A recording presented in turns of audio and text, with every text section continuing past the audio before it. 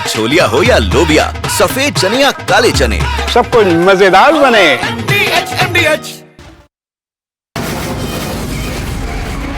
From the Republic Media Network headquarters, it's time for Arnab Goswami on The Debate.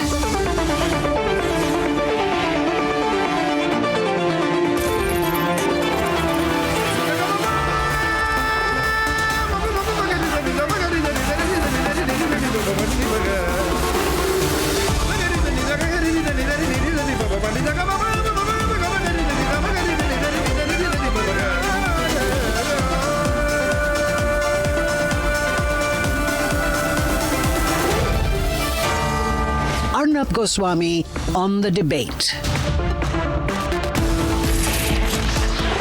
On the show tonight, why I think Asim Munir being promoted to Field Marshal sets the stage for a coup. At 8:30 p.m. tonight, it's nationalists versus the Congress Party, as the Congress Party belittles the Indian forces, calls Operation Sindoor a chut-put yudh. At 9 p.m. tonight, the nation is puzzled as the Congress Party takes a completely anti-Operation Sindoor line, in fact, and makes a determined attempt yet again to run down the forces and their achievement.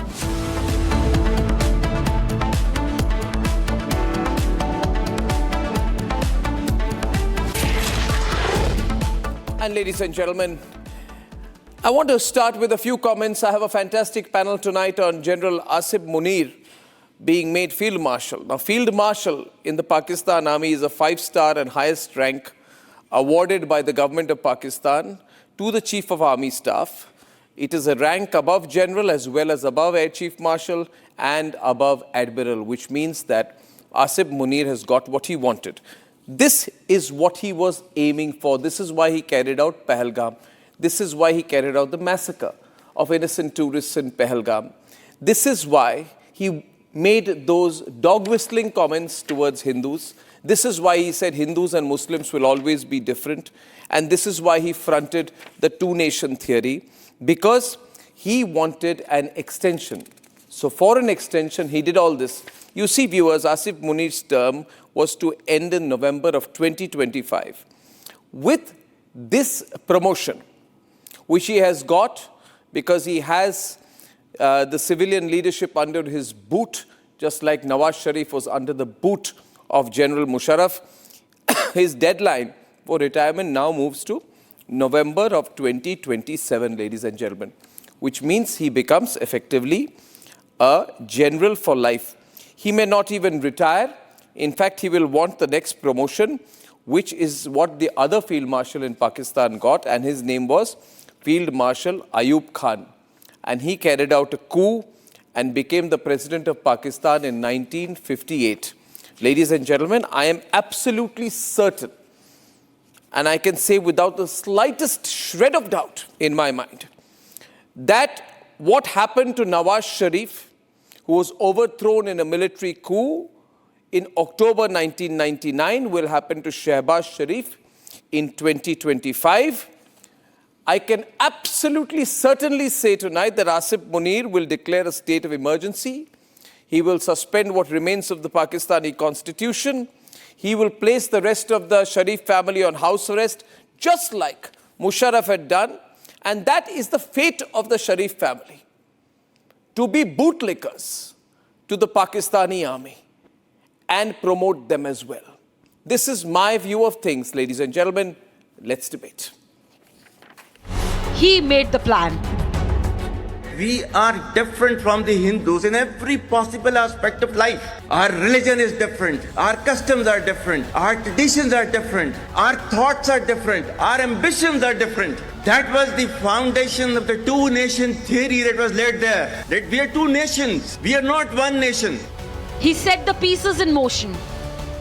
9 और 10 की दरमियानी रात में तकरीबन 2:30 बजे सिपा Salaar general Syed Asim Munir ने मुझे secure phone पे मुझे बताया कि वज़ीर-ए-आज़म साहब, हिंदुस्तान ने अपने बैलिस्टिक मिसाइल अभी लॉन्च किए हैं, एक नूर खान एयरपोर्ट पे गिरा है और कुछ और दूसरे इलाकों में गिरे हैं। He fooled an entire nation. इस पूरी जंग की प्लानिंग जनरल शहीद आसिम मुनीर ने की। इंतहाई दलेरी से, दानिशमंदी से मैं उसका जाती तौर पर गवाह हूं, क्योंकि उन दिनों में दिन रात मेरी इनसे टेलीफोन पर और हमारी फेस टू फेस मुलाकात होती थी। और जिस हौसले के साथ मैं आपको ये कहना चाहता हूं कि बतौर एक पाकिस्तानी के मुझे इनके ऊपर फख्र है। ये कौम के फख्र है, कौम के फख्र, कौम के बेटे हैं ये बिल्कुल। While his civilian government ran to Beijing to seek cover, General Asim Munir's plan came to fruition. As per local media reports, in Pakistan, the corrupt general has now been promoted to the highest rank in the Pakistan army and will now be known as Field Marshal Asim Munir. Even you will be shocked to know the reason behind the surprising promotion of Asim Munir. Pakistan says it's for his exemplary role in successfully leading Pakistan's armed forces during Operation Sindoor. He was ISI chief when Pulwama terror attack happened and India responded with Balakot air strikes. Shafted by Imran Khan, he barely survived and became army chief 3 days before his retirement with a changed government. As army chief, he sat over India's Operation Sindoor as we bamboozled 12 of their air bases and took down their Chinese radar systems. And yet, Asim Munir becomes Field Marshal. This is clearly a coup by other name, which is that as Field Marshal, Asim Munir's grip over Pakistan is complete. Since 1947, this is the second time the Field Marshal rank has been activated in Pakistan. The first time was by General Ayub Khan in 1959, who carried out a coup in 1958 and ruled Pakistan till 1969. Within 10 days of the ceasefire understanding, Asim Munir is consolidating power in moves apparent to take over the Pakistani government. Isn't it clear now that the anti-Hindu rant, Pahalgam terror attack and targeting of Indian civilian and military infrastructure was part of one strategy of Munir to grab power in Pakistan? The question remains, how long can Asim Munir fool the people of Pakistan about his exemplary role?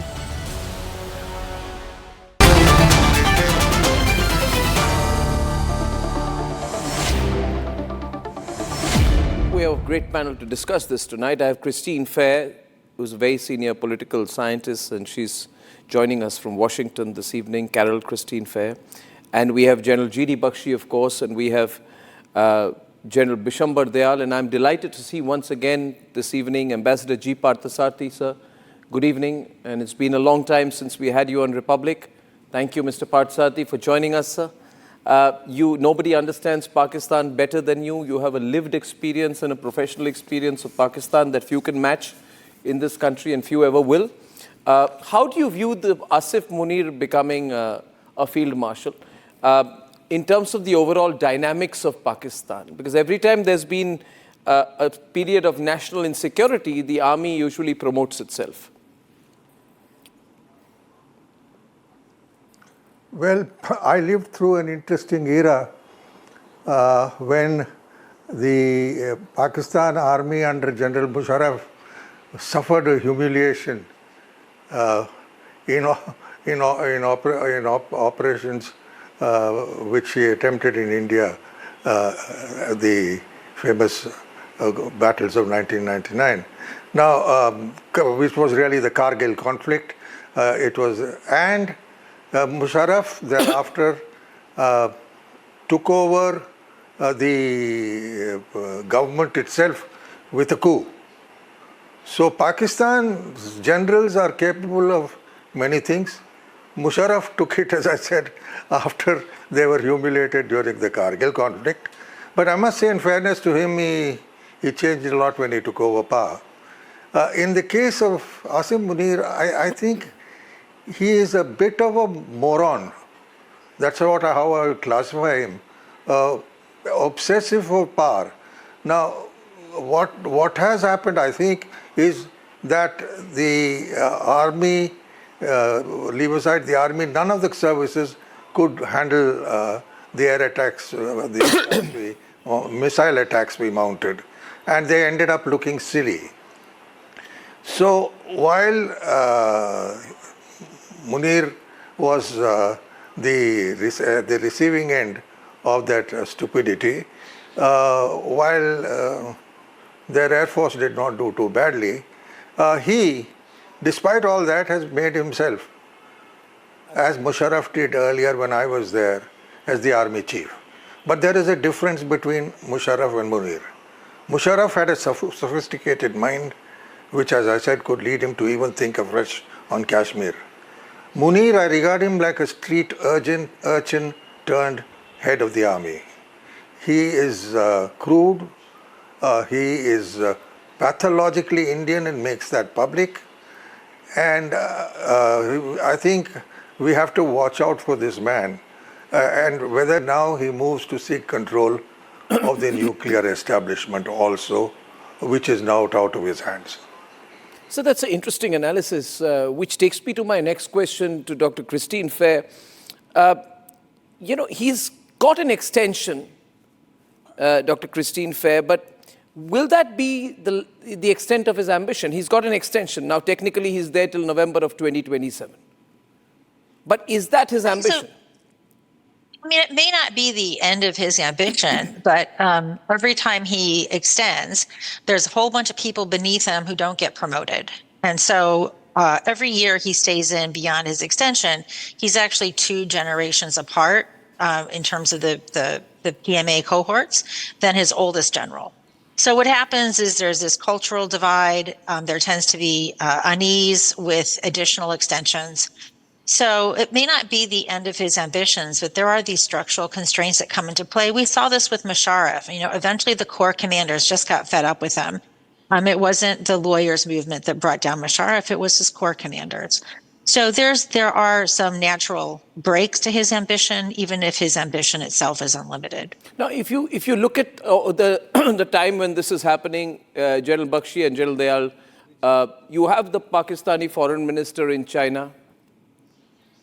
You have the Taliban foreign minister who has also been asked to come to China. I don't know if General Bakshi can hear me, but I'm sure General Dayal can on that one. So you have the head of the ISI who was made the National Security Advisor. And then now you have the Chief of Army Staff being made the Field Marshal. Is it a deliberate, maybe Chinese sidestepping of the civilian leadership? Because China was very unhappy with the way the ceasefire got announced by Donald Trump. So is China really playing its hand to promote the military, do business with them, to defend their own economic interests?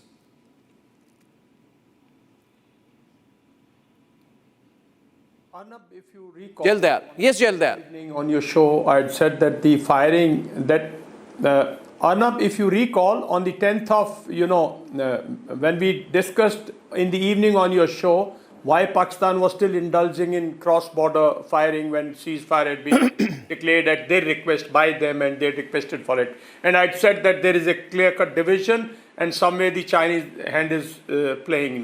There's no doubt that there must be a Chinese hand. But Munir himself is a very, very ambitious man, firstly. Munir is a hardliner. Thirdly, Munir himself already controls. Constitutionally, he may be, as a chief of army staff, he may have been equal to the other 2 chiefs. But actually, the power is exercised by army in Pakistan, not by Air Force Navy. Pakistan Army controls the ISI. So he controls, and becoming a field marshal, I personally feel, he will just keep a facade of, like what you said, he will keep the Sharif brothers facade for the international world. But actually he will control, and you will see a more hardliner and a more anti-India rhetoric, and a more, I think, he will try and create a fanatic sort of an environment on the religious lines as well. So you will see a time when Ziaul Haq was creating an armed forces totally based on religion, totally based on anti-India sentiment. So you will see that, more catching up with the Pakistan army. This will also give a cover to whatever failures they've had. So, this is well thought out by the army chief himself. And the civilian leadership is just playing into its end. It is now for us to see how to again undermine him. I can assure you this peace is lull. This is a short duration peace. We don't know 4 months, 5 months down the line, there may be another act of terror by the so-called deep state of Pakistan. And then how we respond to it. Do you want to send him again Ayub Khan's way only? Muhammad Ayub Khan also survived the 65 war. Correct. But then 68, 69, if we recall, there were huge, massive revolts in Pakistan against him. There was a revolt within the armed forces, and he was again thrown by another military leader, Yahya Khan. So what I'm saying when you prolong his tenure, there will be a decision in the Pakistani army also. Let's not forget.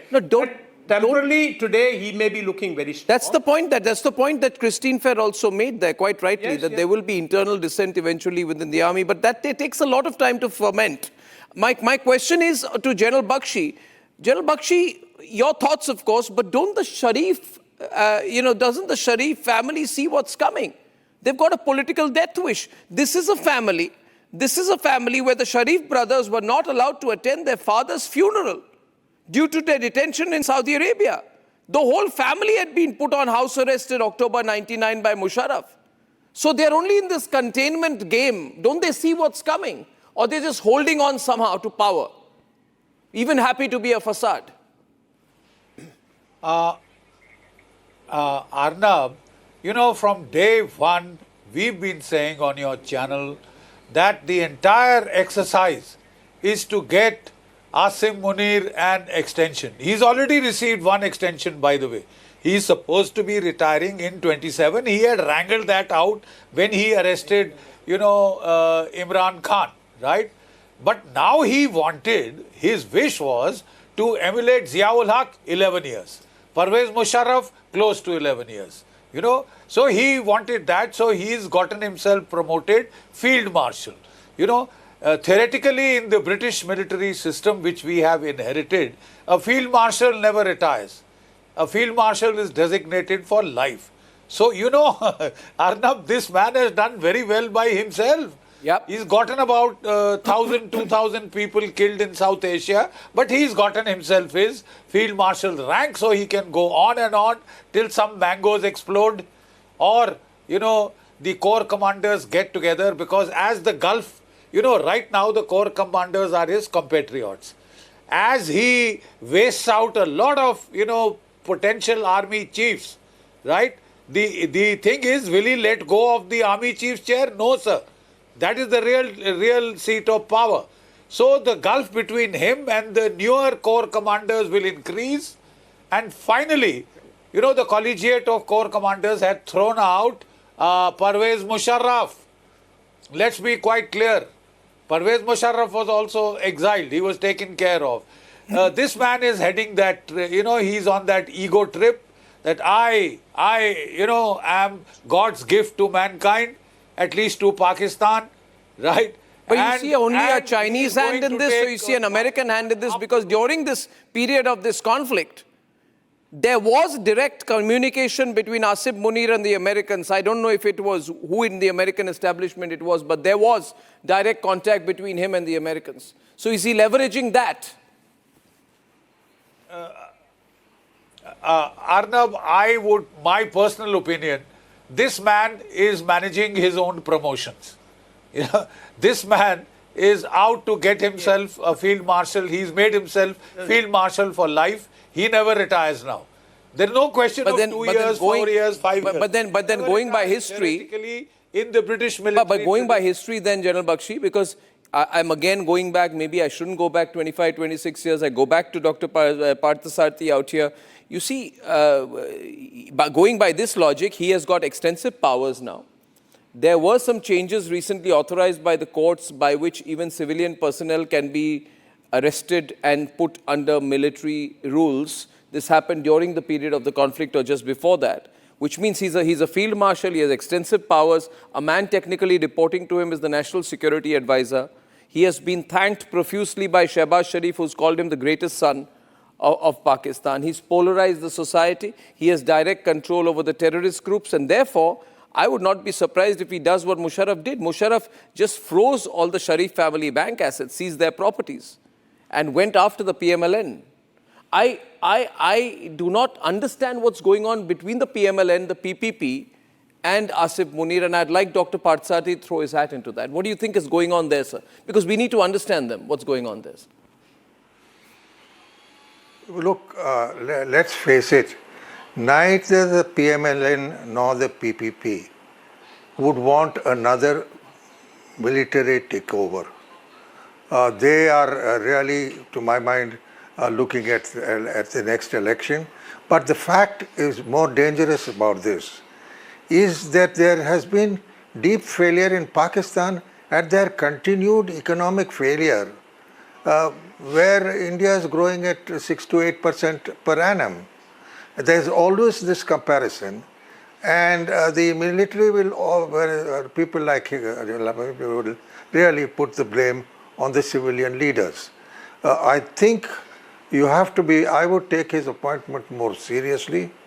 Let us wait and see if he tries to escalate problems on the border. He played a rather stupid role. It was the Pakistan Air Force which saved the face of Pakistan recently. So he is not by any manner a great army chief. And if he chooses to do what he's planning to do, he is going to have the other services discontented. And moreover, Pakistan's economy already is in such shambles that he will get the blame for everything which goes wrong from people in Pakistan. I'm not sure that he is one of those guys who would risk his own life by attempting to go nuclear or something like that. But yes, he will create problems. But really, we've reached a stage where, as the generals have said before, this is something we know how to handle and can handle. So on that, I want to go back to Christine Fair for one more time.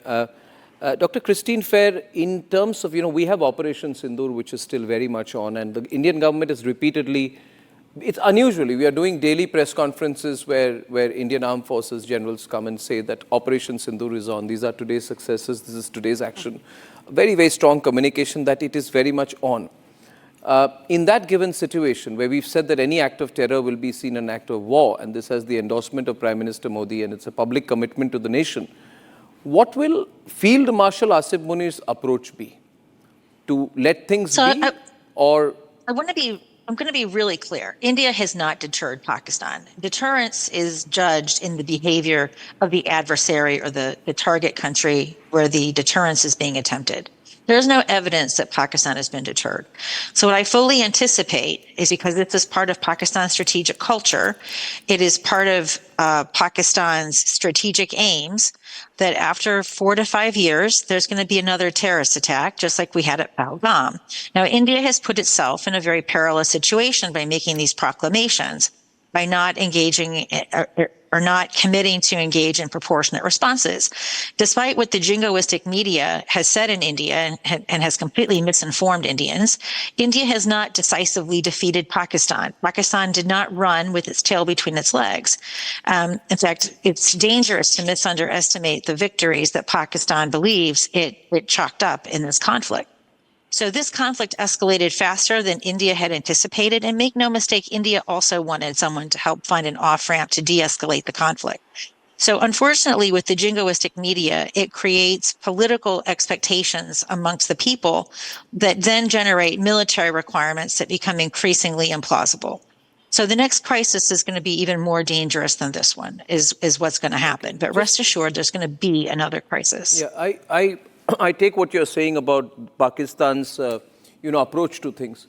But I'd say one thing to you, Dr. Christine Fair. I know this is part of the narrative that is sold to the West, that the media in India is jingoistic and the Indian media... It is jingoistic. This show is jingoistic. Let me, I mean, if you find this jingoistic, you could from your perspective, but let me tell you this, Christine Fair, you need to be in a country which has suffered these kind of terrorist attacks to come to that kind of conclusion. I would respectfully completely disagree with the semantics of jingoistic, because I think that would be slightly patronizing towards the pain that the people of the country have been through.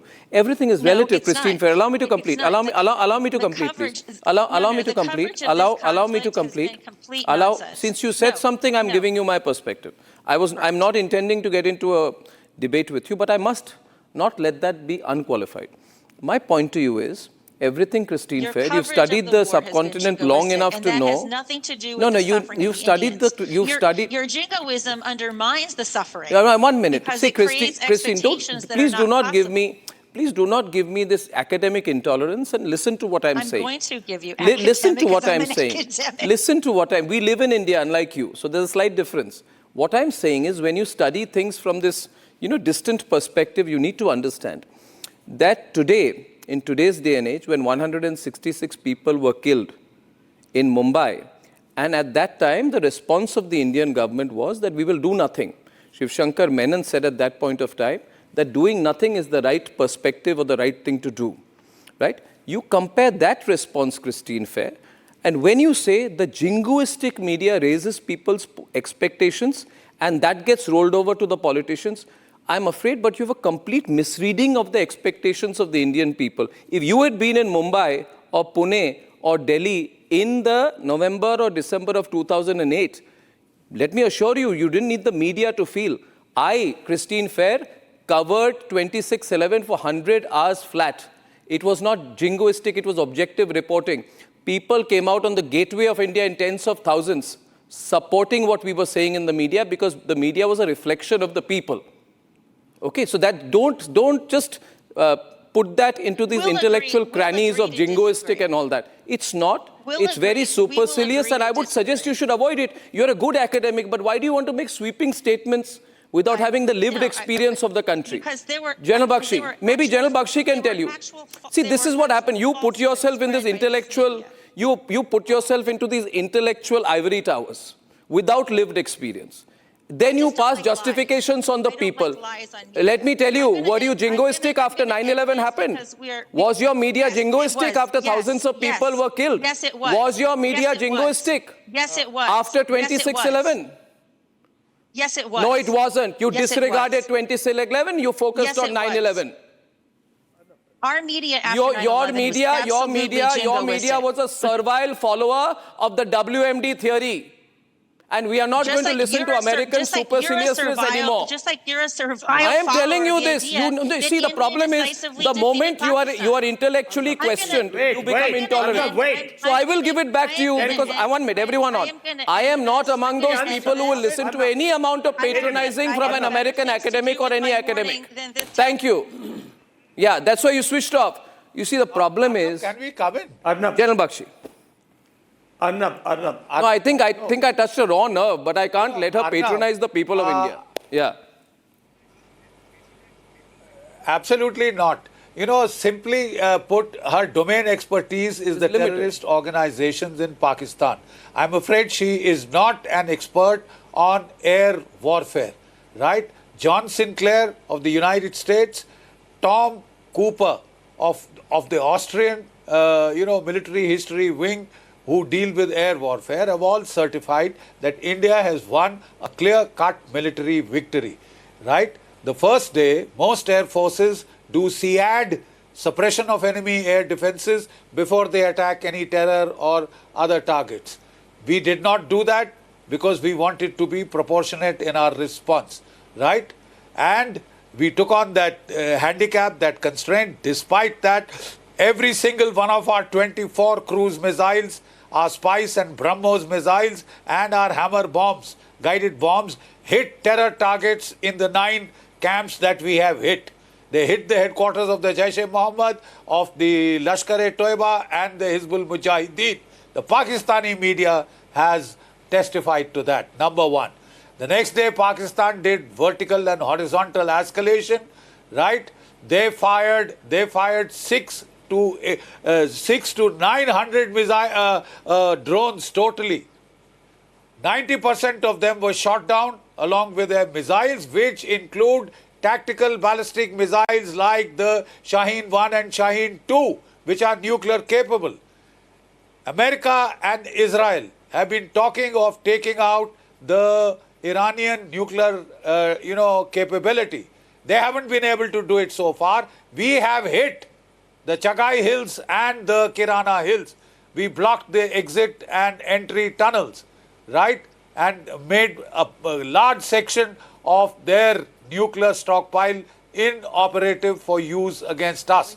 So I think she might as well like to consult some of our colleagues in the American Air Force. Get a better perspective. I have respect for academics, but the problem is when they make sweeping statements about the people, saying people of India are not angry, you are making them angry. This is the kind of sweeping comment I would not expect from any person of experience. But since I have Partha with us, I want to ask him one question before I move on to the next subject. Partha, you wanted to add something, of course.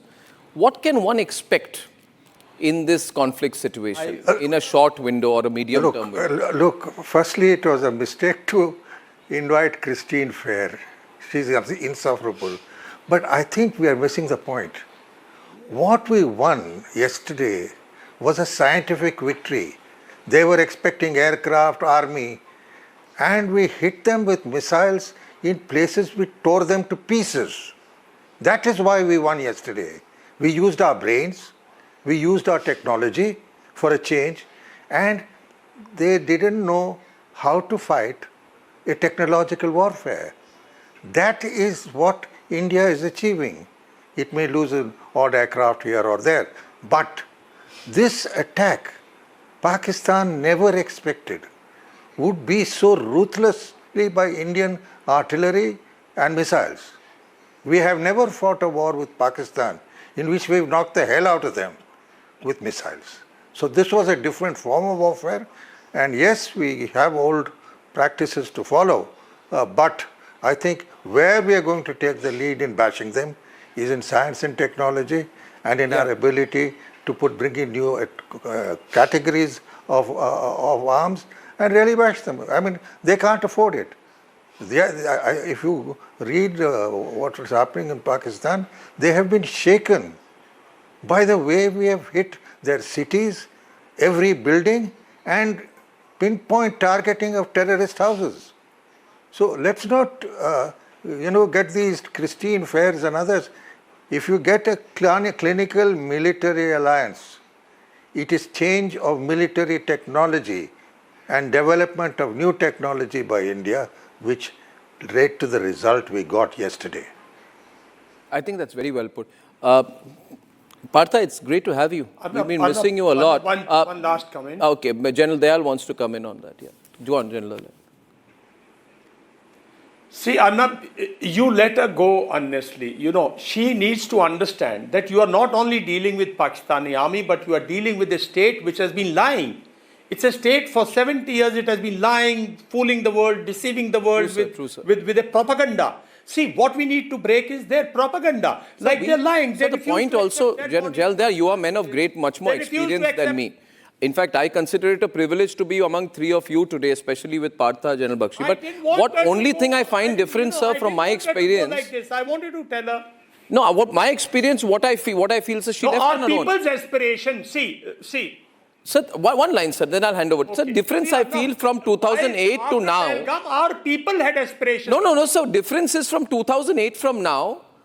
I'm telling you, sir, as a journalist, I felt the anger of people after 26/11, but the government was not angry. The system was not angry. I'm sure individuals were angry.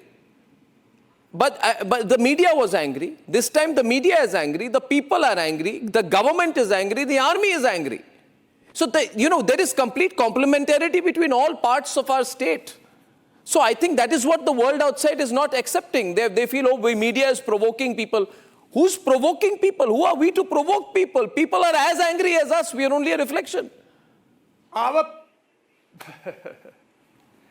our people are very nationalist, very patriotic. They propel. And let me tell you, they want Pakistan to be sorted out once for all. Completely. What me and Bakshi have been talking. And it will be, sir. That look, Pakistan needs to be sorted out once for all. Sir, it will be, sir. It has to be. Otherwise, they'll keep telling lies. They'll keep fooling their people. Sir. And they spend money. And see, they will never change the civilian administration, because who will get them the IMF next?